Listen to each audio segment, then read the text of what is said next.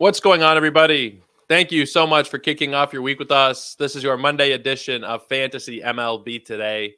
We are a Sports Ethos presentation, of course, and I'm your host, Joe Orico. You can find me over on Twitter at Joe Orico99, and you can check out all of our newest fantasy baseball work at Ethos Fantasy BB, where you get talking about podcasts, articles, news and notes, every bit of updates to our draft guide, and literally just all baseball content you guys can check out over there. And make sure you guys are going to sportsethos.com and checking out our draft guide. There's so much stuff in there. We are adding stuff pretty much every single day. We're looking at, I think, 26 total articles, something along those lines. And we launched our draft tracker over the weekend. If you guys are not familiar with the draft tracker, you put in the picks as your draft is going along, and using the ATC projections, it compares you in real time with the other teams in the room. It's color coded, so if it's red, then you're obviously, a little bit short compared to the rest of the league in terms of that category. If it's coded hard green, then you're doing pretty well compared to the league. And it, of course, updates in real time. It's really, really great stuff. So check that out and everything else in our draft guide. You can check it out at the link in the description of the episode. And make sure you guys are at least checking it out. You can check out the homepage and just look at all the different articles we have. There's a lot of great stuff there. And today we are joined by somebody who is also a part of Sports Ethos, somebody who did contribute to the draft guide. Haven't had a guest on from Sports Ethos in a little while. I guess I had Ben on that live stream a few weeks ago, but this is the first true Sports Ethos episode that I've had with a guest in a very long time. And we're talking a first base preview today. And I'm joined by Daniel Rodder for the first time on the show. Daniel, thank you so much, man, for making the time. I appreciate you coming on today. Yeah, absolutely. I'm excited. I'm a new member of the Sports Ethos team for this coming season. Mentioning the draft guide, I helped to put out the sleepers and busts articles for the guide, and today I also just recapped my TGFBI draft. So pretty exciting stuff. Yeah, there is so much content in there, draft recaps. Daniel's done amazing work, and you should be checking him out over on Twitter at DROT_6. Make sure that you guys are giving him a follow. Very underfollowed a lot of the members of the Sports Ethos team here, trying to get those numbers up for these guys as we're getting into the season. But like I alluded to, we are doing a first base preview today. We're going to be going through a lot of previews this week. I tweeted it out. A lot of fun guests coming on the show this week. We're starting off with first base, and we're going to be going kind of tier by tier here and talking about the different groups. But first, Daniel, how have your drafts gone so far this season? You mentioned that you just concluded TGFBI and you wrote that up on the website. Everybody should be checking out that write-up. You went in depth there. But outside of TGFBI, what have your drafts looked like so far? Have you been happy with what you've seen? I mean, I would say so. I haven't really done a lot of my actual season long leagues that I'm going to be keeping up with because if I'm being honest, I kind of prefer to wait, especially with all this injury news that comes out, like with the Garrett Cole MRI today and the various injuries that come up throughout the season. So I like to kind of hold off for maybe another week at least before I do a lot of my drafts. I'm currently in the middle of a slow draft for a dynasty startup that's in round 15 out of too many. But I've been excited about that. I've been going pretty young, so the goal is to absolutely dominate that league in like a year or two. Yeah, draft season. I had no restraint this year. I started in, I don't even know if the season had ended. No, I think it was like 2 days into the off season where I joined a draft. I said, why not? Real degenerate stuff, guys. I don't really recommend it. But at the same time, you look back and it's like, well, I was able to get like late fourth round George Kirby in a 15-team league. And now George Kirby is like pushing second round. And a lot of different examples like that. There are examples on the other side, of course. If you took Garrett Cole in the first round of a lot of drafts, like Daniel mentioned, the news today is a little scary. We don't know exactly what the extent of it is. I was tinkering with my starting pitcher rankings today, and I haven't moved them down yet. I probably should. I just want to know a little bit more before I actually fully make that move. But yeah, there's a lot going on. Draft season is a lot of fun, and we are right in the midst of it right now. Let's talk about first base, though. What are your overall thoughts on the position? What's your philosophy? Are you targeting a couple early guys? Are you going one early first baseman? Are you punting the position altogether? What are your thoughts in general on first base this year, Daniel? I think for me, I'm not really prioritizing getting a first base early just because I do feel very confident in the guys even outside of the top 100 at the position that you could plug in as a starting first baseman. I think that, as we'll talk about when we get through the tiers, I think that there's obviously, reasonable spots to go and get one of those elite first basemen. But I haven't really said to myself, I need to come out of round 4 or round 5 with a first baseman, just because I do feel very confident in who's coming down the pipe after. And I also do like chasing those 5 category upside guys early, which first base does not provide a ton of.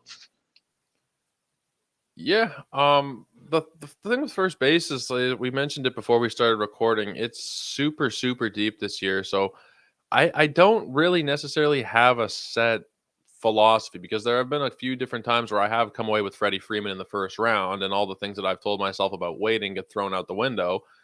But that's because, as we'll get to in a few minutes, I really, really like Freddie Freeman. But as a whole, you can probably get into the 20s in terms of, rank by ADP here, the 23rd first baseman, the 24th, etc. And there's some really, really appealing guys as we go down here. So let's start off with the first tier, and let's talk about it. The first tier we're looking at is Freddie Freeman through Vladimir Guerrero Jr. So Freeman, Matt Olson, Bryce Harper, Alonso, and Guerrero in that range.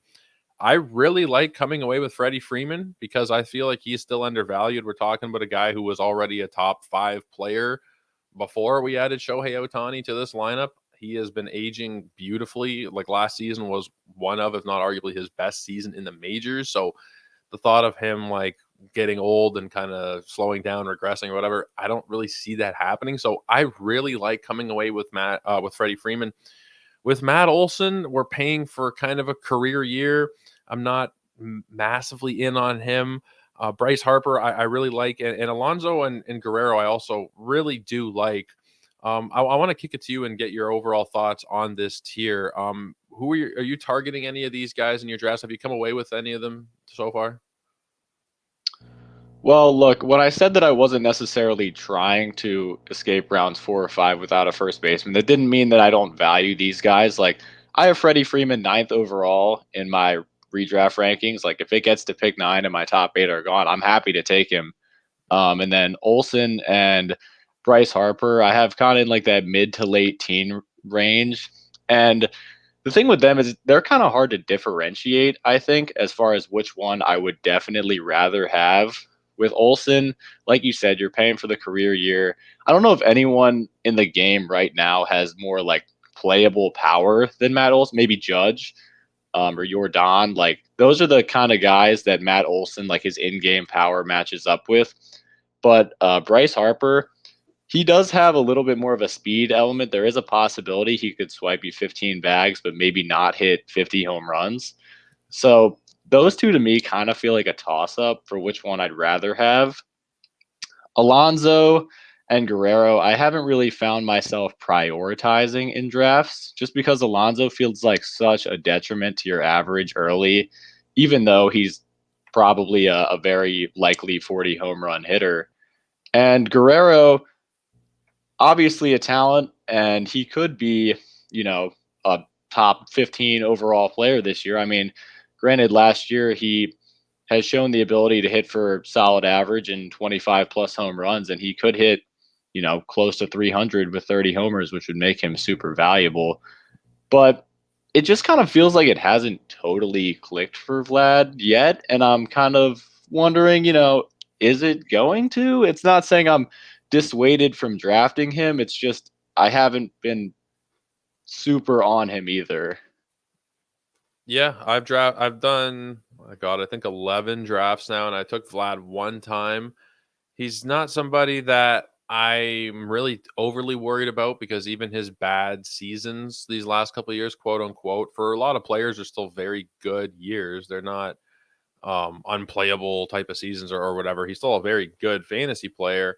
It's just a matter of if he can get back to what we saw in 2021, when he did have the benefit of playing in some smaller parks in I believe it was Dunedin for a good chunk of the season, and then Buffalo. So it was definitely definitely something we have to consider, and the projections for him still do factor in that year because they look back over the past 3 seasons. So they're maybe a little bit lofty, but I still do think Vlad is fairly safe in the third round. I don't have a massive concerns. Pete Alonso has gotten more expensive over the last couple of months as somebody who has been drafting all of draft season. He was somebody where in a few of my drafts, it was the question at 30, 31 if it was going to be Alonso or Guerrero. And now Alonso's ADP in March is closer to 25. He has been kind of pushing up a little bit. I don't love that. There's a lot of talent that, like you mentioned, Alonso's batting average is not amazing. I don't think it'll be as bad as last year. He had a terrible BABIP. I think he'll probably be like a 250, 260 guy, probably. But even then, you're passing up some guys who are close to 300 who also steal bases in that same range if you're going to go the Pete Alonso route. So overall, in this range, if I'm going to take a first baseman, it's probably going to be Freddie Freeman in the first round. If I don't get Freddie Freeman, just because I think that he is a top 5 kind of guy, then I'm probably just not really going to be worrying about first baseman until later on in the draft. Now, that's not to say that if Vlad Guerrero falls around, I'm not going to take him. But generally speaking, in most rooms, I think it's, for me, it's Freeman or bust in these first few rounds. Now, I do want to mention Bryce Harper because I don't have a lot of concern with him. I think the power did start to come back over the second half of last year. He's in a very safe lineup. The stolen bases are a little bit of a question, but I don't really have much concern with Harper. I just don't think he necessarily differentiates himself from the field at that point that I would want to take a first baseman, especially when I'm so comfortable with the later group. But yeah, that first tier, there's nothing to not like about a lot of these guys. It's just the fact of so much talent later on. The second tier is Cody Bellinger is where we're starting here, down through Spencer Torkelson. So Cody Bellinger, Paul Goldschmidt, Tristan Cassis, Christian Walker, Spencer Steer, and Spencer Torkelson. These guys going in an ADP range of about 60 to about 110 or so. Daniel, what are your thoughts on this tier as a whole? I think this tier definitely presents you with some opportunities for good values if people are pushing them down the board. I ended up in TGFBI with Spencer Torkelson as my first baseman. I took him in the late 120s, and I felt pretty good about that just because he hit for maybe the quietest 30 home runs I think I've ever seen, because so many people were saying about how poorly he was doing, especially in the first half, and then he really turned it on. So he's a guy I could definitely see myself wanting to go after. Goldschmidt also seems like he has a possibility of being like an overly known name discount just because he's getting older and people might be looking at the younger guys as, ooh, shiny new toy. But Goldschmidt is definitely going to be reliable. Seems like he'll be as solid as they come, and probably a pretty high floor guy. So I definitely like him. Walker is going to hit you some bombs. If it's fine, like near 100, I think that's definitely a reasonable spot to take him. And Cassis, I've had some shares of Cassis last year. The question is really, is he going to hit lefties? And I think for you to want to invest that high of a draft pick in a guy who hit that poorly against lefties last year is a little bit worrisome. But he obviously showed plenty of flashes, and he is super young, so there could definitely be some growth there. Belly, I mean, look, I think you know what you're getting from Belly probably. I think you're thinking 25 homers, 20 steals, dual eligibility, and that's exciting. And that's not a guy that I want to shy away from either. So I guess if I had to recap, those last couple of minutes of talking, said none of these guys I dislike, which is kind of how the position goes for me. I don't dislike any of these guys. It's just how do they compare to the people around them on the board? And do I feel comfortable with maybe even waiting a little longer because there might be someone around later that I like just as much? So I've done like I mentioned too many drafts, and I've taken Bellinger once, and I took Goldschmidt once, but it was in an auction, so it wasn't your standard. You can't really compare it to what most people are doing, or a lot of people are doing anyway. I find in this range of guys, not even this range of guys, this range of draft picks, we're talking in a 15 teamer from the fourth round till maybe like the eighth or ninth round. There are just other positions that I'm kind of prioritizing here in a lot of cases, I'm going for starting pitching. I'm going for a closer. I'm going for an outfielder. So this hasn't really been a range where I've been landing on a lot of these guys. Actually, I misspoke because I have taken Spencer Steer once or twice, and that does come down to the multi-position eligibility. I mentioned it a few times now that I kind of like to wait, and I even like to wait even beyond this range if I can. It's not anything against these players individually necessarily. Again, it's just where they're being taken in comparison to the rest of the field. Now, if I'm gonna, nitpick at all with like Bellinger, I don't know that we can be so sure what we're getting. It's been so up and down that maybe it's 25 homers. I've heard some people say that maybe his real power number is closer to like 17 or 18. He's also got close to a 50 home run season under his belt. So that's kind of in question. I think the stolen bases, very wide range. The batting average could be kind of a wide range. So I do like that he's staying in the same environment, and I do like the dual eligibility. But Bellinger is a little bit of a question for me, I think. Goldschmidt, I agree with what you said, that people are just kind of pushing him down because they want the shiny new toys and he's kind of just old and boring. And people, I've mentioned this a few times throughout the offseason, I think they're discounting the Cardinals as a whole because the team was shitty last year, but it was more so the pitching that set them behind. The offense was pretty fine. It was a top 10 offense in Major League Baseball for most of the season. They faded in September for sure, but overall they were a very good offense. And just the rest of those guys, Cassis, Walker, Torkelson, I don't mind them, but again, I think I can kind of replicate that value. Maybe not the same stat lines, but I think if I'm going a little bit later on, and looking at even just this next tier that we are going to get into, there's some more value that I can kind of extract. Torkelson, again, there's no stolen bases, there's not much batting average. Cassis probably going to hit for a decent average, but maybe they do play him more against lefties, and maybe that is something that brings down his overall number. Like, I'm not sure how they're going to use him exactly. Is he going to be an every single day type of player? Are they going to sit him more against lefties? Does he play against lefties? And that kind of brings down the batting average. I have definite concerns there. So I don't love this tier as a whole. I know I just said I didn't mind them, and then I kind of just picked everybody apart a little bit. But I really don't mind them. It's more so the fact that I'm filling other positions kind of in this range. Starting pitching is kind of a target of mine, rounds 4 through 8 or so. And that's kind of who I've been landing on here. Do you find yourself targeting starting pitching, outfield, those kind of things that I mentioned in this range, or generally would you be okay with a lot of these guys, you think, as opposed to the starting pitching or another position? I think I also find myself looking for other positions in this range too. And I think the way you put it is honestly a great way to sum it up. Like, you don't have to hate these guys for you to not want to pick them.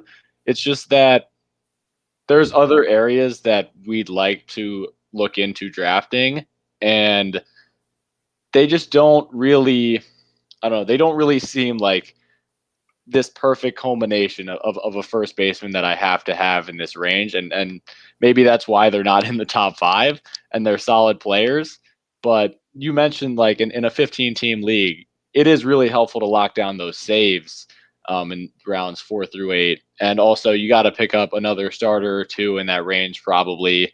If you didn't go outfield early, you got to start looking into outfield at that point. So it's not, again, that these guys are bad baseball players or that they're guys that I'm fading because of their skills.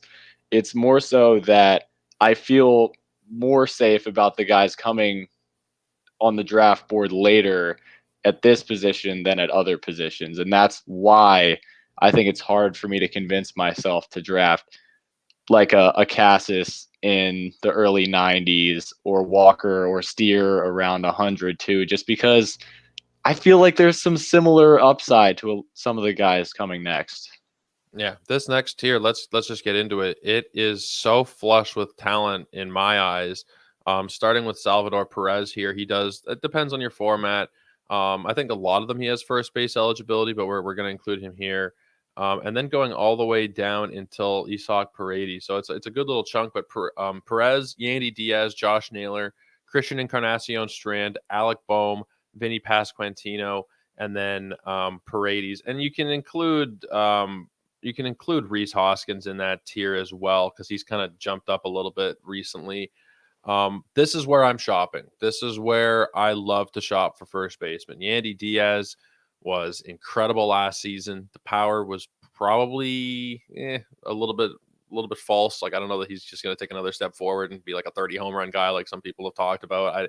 It's not a common talking point. It was more something we were hearing last year, but he's probably like a 12, 13 home run guy, but he's going to hit 300 or higher at the top of a great lineup. Josh Naylor, I've talked about a lot this year. He was on his way to MVP votes if he didn't get hurt. We're talking a guy who is a 300 plus hitter or close to it. He steals bases. Depending on your format, Naylor may have a second position. He may be outfield. It really depends, but that's just gravy. But I love Josh Naylor. Christian Encarnacion Strand, with the news of Noelvi Marte getting suspended, is probably more secure of a job than he was even just a few days ago. Even though I think he was probably secure, he's even more secure now. Alec Boehm is the guy in this range that I'm kind of just iffy about. I think he's fine, but he's a dual eligible player, first and third, in a really good lineup in Philadelphia, good batting average, decent power. Like he's still fine. Vinny Pasquantino is 100 picks discounted from last year because he had shoulder surgery. He's still the same dude. I think he's healthy now, but I love him. Paredes is coming off of a great season, dual eligible. Rhys Hoskins is coming off of surgery, and we didn't see him last year, but again, a 30 home run bat. There's just so much to love in this range. We're talking about like 8 guys that all for me could very easily be top 100 picks that are being drafted between 130 and 200. Do you agree on this range? Are you shopping in this tier a lot for first baseman?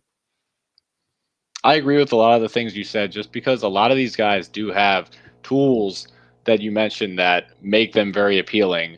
Yandy, his issue has always been, oh, he doesn't lift. But Yandy's exit velos have always been unreal. Like, that man can hit the ball very hard. And the only reason why he doesn't hit 30 home runs is because he doesn't lift, really. I mean, his exit velocities have always been great. And so what if he just happens to lift more? I'm not going to start that argument now because he probably won't, and he'll probably settle in at around like 15 homers, but he's going to hit for a good average just because he hits so many of those hard line drives. Naylor, I also agreed with you on. I mean, it's clear that he's really coming into his own. He's a talented overall hit for contact and power guy, and the RBIs were off the charts last year. And how that man moves, I don't understand it, but he's picking up some bags as well. So that's definitely enticing. I also resonated with what you said about Bohm. I mean, I'm kind of just, you know, right there with you on a lot of these. I think Bohm is the least exciting probably of this group. I don't know, he's not really as much of a home run hitter as he looks like he should be in game. Also kind of more of a line drive guy with less average appeal than Yandy. But Pasquantino, I wrote about him in our sleepers article for the exact same reason that you said. I mean, he was going about 80 picks higher last year, and he injured his shoulder, and he was having a little bit of a slight regression before that, but he also had a drop in the BABIP during that time last year. So I think if he settles in somewhere even between 22 and 23, you're probably getting a good value on that because he was going inside the top 100 last year, hitting for good average. And based on, I mean, I don't want to just say this based on, his build, but man's got some stature to him. There's no reason why he couldn't start poking balls out. Yeah. We got a question actually. Let us know your thoughts on Josh Naylor versus Vinny P. They're right back to back in my own rankings. I have them projected, pretty close to each other. The only real difference is that I think Naylor is going to steal more, and that's why I have Naylor slotted one spot higher. Games played at bats, runs, homers, RBIs, batting average. They're all very, very similar for me, and I think for a lot of different projections. I think I would just slightly lean Naylor, though, simply because you're looking at a better lineup and you're going to get some steals out of it. I know Kansas City has improved, but I think it's kind of been overblown a little bit. Like, don't get me wrong, I still love Pasquantino, but people have talked about how Kansas City's like this whole new offense, and it's like they added Renfro, and maybe Velasquez is able to stick, but I don't think they're a massively different team than they were last year when they lost 105 games or something. Do you think that the Royals are going to surprise us this year? Is it just me who's more skeptical, or what are your thoughts there? I also agree with you on that. A lot of people are kind of hyping up the Royals. I think also just because of the pitching acquisitions, because that's really where they were just, I mean, horrendous last year was the pitching. I don't think their offense is that enticing either. I would probably lean Naylor slightly also. Um, but it's not like the Guardians lineup is very moving either. And they're, like you said, they're back to back in your rankings. Um, Naylor did drive in quite a bit of runs last year, even in a season where he was slightly limited. And it's almost hard for me to even imagine Vinny pushing that many RBIs, even in like his 80th percentile outcome. So I think I'd probably barely side with Naylor as well. Naylor has some very weird run and RBI splits. If you look at the last two seasons combined in 2022 and 2023, he had 99 runs scored in the 2 years combined. And the crazy thing is that he had 176 RBI in the same time frame. So there's usually like not much of a disparity between runs and RBIs. Sometimes there is a little bit, but to have the difference just over 2 years be almost 80 there, it's kind of shocking. It's very hard to project him because if you're looking at just a standard, regression, it doesn't even bring him down very much. And especially because he's only played 120 games in each of the last two seasons. If Naylor is able to replicate his numbers, even 80% of them over a regular full 140, 150 games, then we could be looking at like a 28 homer, 12 stolen base guy who hits 300, drives in 110 runs, and then the run scored is kind of the iffy part there. But he could be just incredible. And I do agree with you about the lineup not being that much better in Cleveland. I just think there's more potential there. Quan, Jimenez, Ramirez, those guys batting right in front of him, there's going to be the RBI opportunities. I think the run opportunities may improve a little bit as well, depending on what we see with Bo Naylor. I love him. If Manzardo is able to be a regular, which I'm not 100% sure if that's their plan, but he might have some more reinforcements behind him that would also add to the run total. It is a very interesting question. And the last thing I'll say on that is I do have them very close and Naylor just ahead, but there's a difference of about 40 spots, 35 spots in ADP. So I guess based on the value of the pick, Pasquantino might be the choice depending on your build. But I think that Naylor is the guy that I would slightly lean towards there. Not a massive preference though. I honestly don't have a hard line to draw there. I think that they're fairly similar. Do you think that's fair to say? Yeah, I agree. And hopefully those additions at the back end of the lineup would bring up his run total because I'm sure last year he was getting down on his knees in the dugout to Gabriel Arias and Miles Straw. Like, please just drive me in. Come on, man. Yeah. There's not really much you can do when those guys are behind you in the order. But let's move on and talk about kind of the last tier of acceptable guys. We may go a little bit beyond it and just talk about some other interesting names as well. But these are kind of the last generally startable players. Starting off here with Jeimer Candelario and Brandon Drury, Nathaniel Lowe, Andrew Vaughn, Anthony Rizzo, Ryan Mountcastle, Justin Turner, and Jose Abreu. These are kind of the last pickings if you've really punted the position. Now, I've talked about how I don't mind waiting. I think if these are your starters, you've probably waited too long, with the possible exception of maybe a Candelario now, because again, the red situation is just kind of a little bit more clear with Noel V. Marte going to be missing half the season. So, what are your thoughts on this tier in general? Are you interested in any of these guys? Is this kind of just too late for you to be interested? What are your thoughts here before we get into specifics on the tier? This is the corner infield tier. I mean, these are the guys you're trying to put in the first base, third base slot. I definitely agree with you with pretty much all of them. If they're your starting first baseman, you better be really strong in pitching or outfield or something because it's definitely a little bit too far to wait. Maybe Nate Lowe, if you are banking on him coming back from his injury in May and hitting the ground running, that could be a mindset that you have, but that might not work out the way you intended it to. So corner infield tier for sure. Yeah, I mean, now that I really think about it, and just in this tier, honestly, Anthony Rizzo is somebody who I've gone back and forth about a few times this offseason. Before he got hurt last year, he was incredible. And that Yankees lineup has now added Juan Soto. So it's just going to be naturally improved a little bit. The thing with Rizzo that worries me is the fact that his injury was a concussion. And concussions are the most unpredictable injury in the world. I don't know if there's anything more unpredictable in sports than a concussion. You can be fine and then the next day you're just not fine. It's very hard to predict the course that's gonna happen. So he looks fine now, but the reason, like, I'm in Toronto. I grew up playing hockey, the most stereotypical thing. Um, but I stopped playing hockey because I had a few concussions, and they would have just random times pop up, and I wouldn't be able to really do anything when the symptoms would kind of recur. So that's something that kind of worries me a little bit. But at that price at 245, I have taken him a couple times just as as a corner infielder, even as a bench player in that range. What are your thoughts on Rizzo? Are you worried at all about the concussion thing, about the age thing at all? Maybe. Where are you at on him as a whole right now? I wouldn't say um, I wouldn't say I'm too worried about him having a low floor.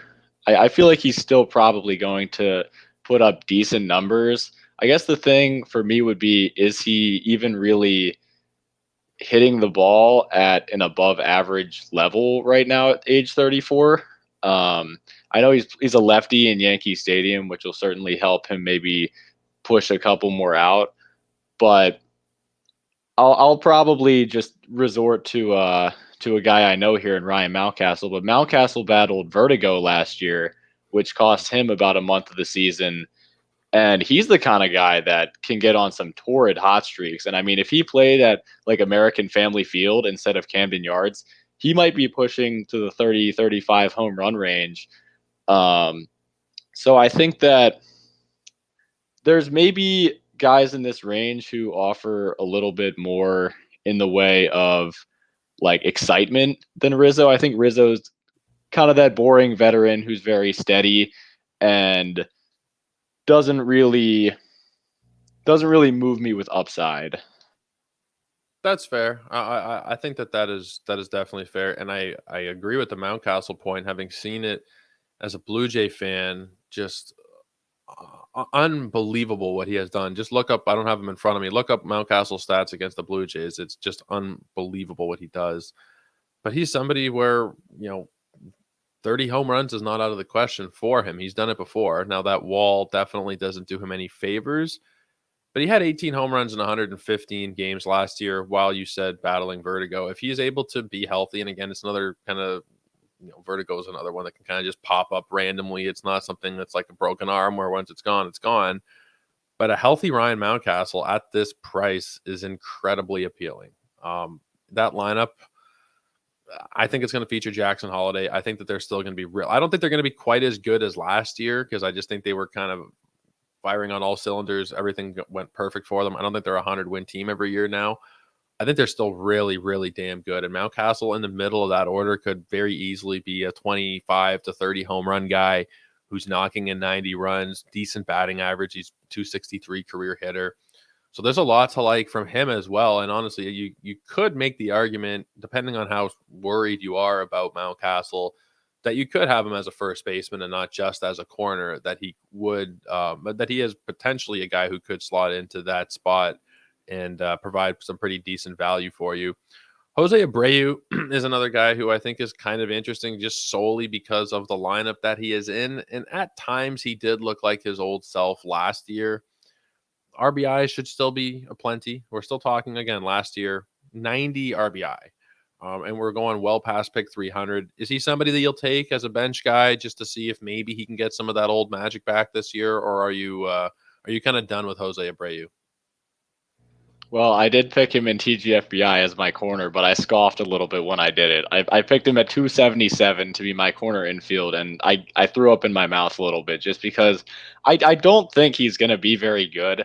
And for the majority of the season, it kind of felt like he was really bad. And then in those last couple months, he turned it on. So he is known to be a great hitter. So maybe he'll rejuvenate himself back into this position of being somewhat relevant.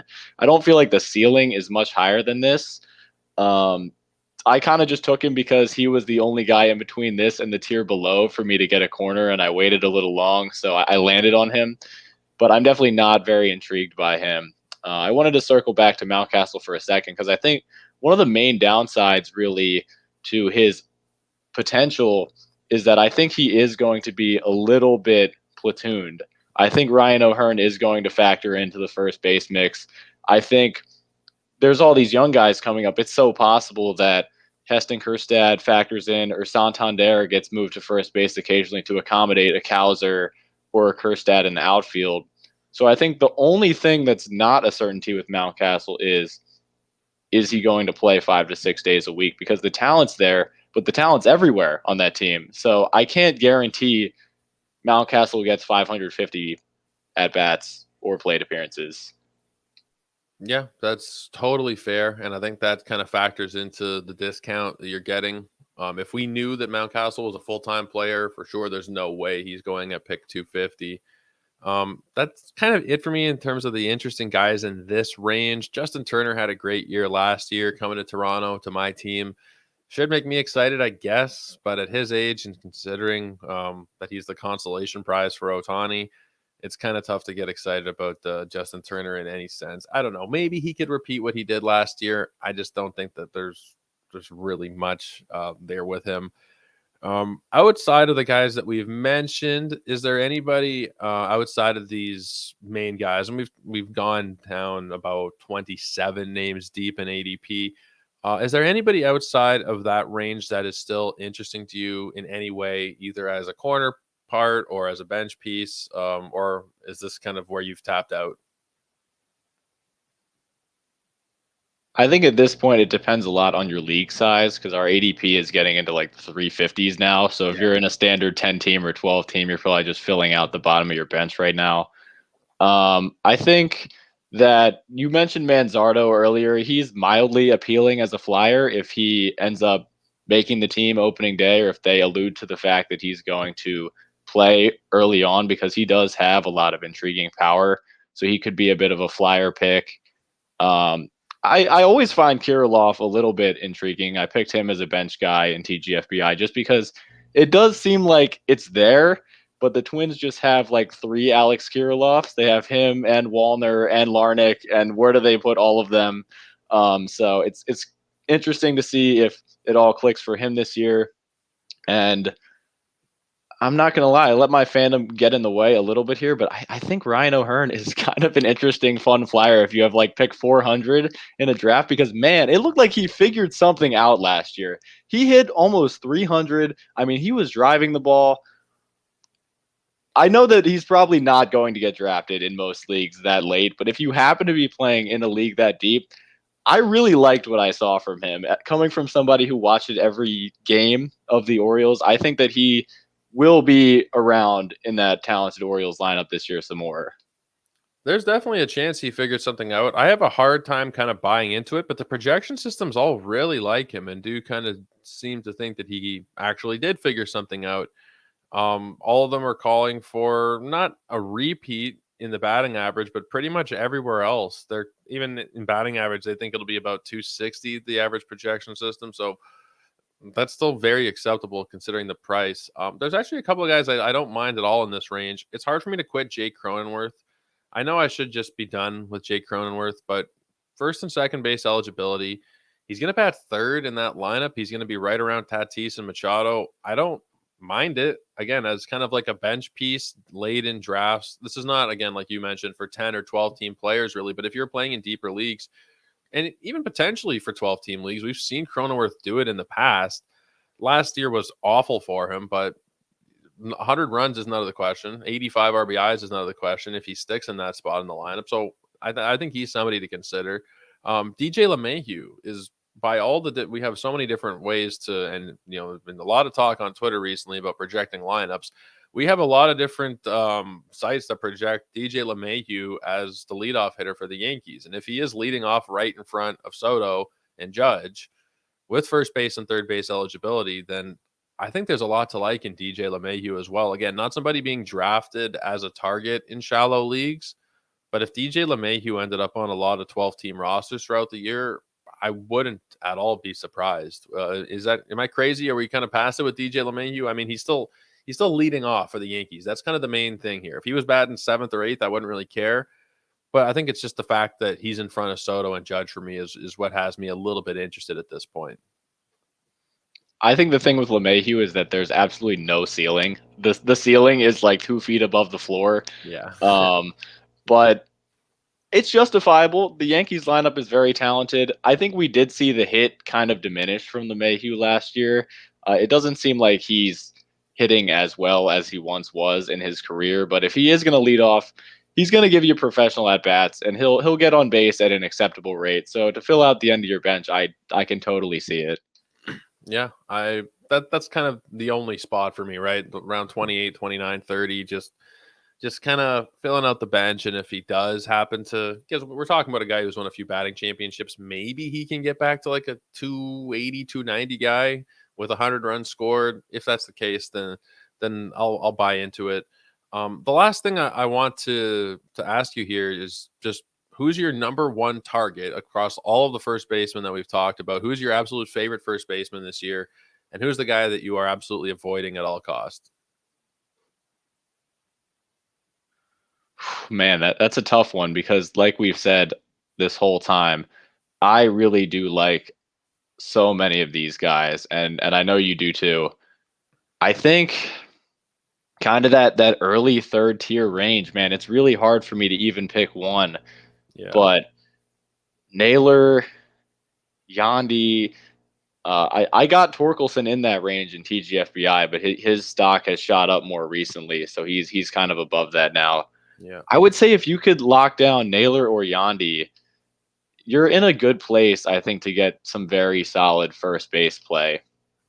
As far as a guy that I really don't see myself drafting at all, I think I'm going to go with Pete Alonso just because I think that there's too much other five category potential or ace potential talents around him at pick 25 where he's going right now. And I just don't think he fits my mold of what I'm looking for at that spot. Yeah, I can definitely understand Alonso. He's not like a full fade for me, but there are a lot of concerns. That batting average should bounce back, but maybe it doesn't bounce back all the way. And we're talking about 235. The Mets are kind of in flux as an organization. They were supposed to contend last year, and then they sold off parts. And there's talk of Alonso still all the time that I see that he's a trade target, that he might not even be a Met. So I don't know exactly how safe he is. He's not somebody who's going to steal for you. Yeah, he should hit 45 homers, but is that going to be more of a Pete Alonso type of 45 homers? Because if I'm just looking for that kind of stat line, I can get it with Kyle Schwarber like 70, 80 picks later, albeit with a worse batting average probably, but the difference probably isn't that stark. My targets are the same as yours. I think Naylor and Pasquantino are the two guys that I've targeted the most. And I honestly do have kind of a soft spot for Anthony Rizzo. I am worried, but I do have faith that if he is on the field, he'll be very good. And the fade for me would be Matt Olson. It's again, I hate paying for the career year. That's mainly the thing with me. It doesn't matter if it's the first round or like the 10th round. If I'm paying a premium because a guy did something he's never done before, I am a little bit skeptical. If you are taking him, then you're potentially passing up on Jose Ramirez, Austin Riley, of SP1 of like a Corbin Burns type, or maybe even like Francisco Lindor. There's Zach Wheeler in that. Like, there's so much that I really like in that range. With Olson, I just think that, he's probably closer to a 40 home run guy than a 50 home run guy. And while that's not the end of the world, that's a huge drop from the 54 or whatever it was.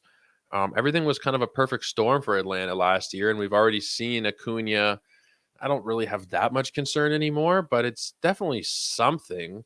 And Acuna is the force of that offense. If Acuna has to miss any time, or if he's not 100%, then everybody kind of gets knocked down a little bit. And I don't have that same kind of concern if I'm going to be taking like even Jordan Alvarez. Jordan Alvarez has had his own kind of injury concerns and whatnot, but I'd much rather take Jordan Alvarez than I would Matt Olson. You're filling a more scarce position. It's in the same range. I just haven't found myself clicking on Olson.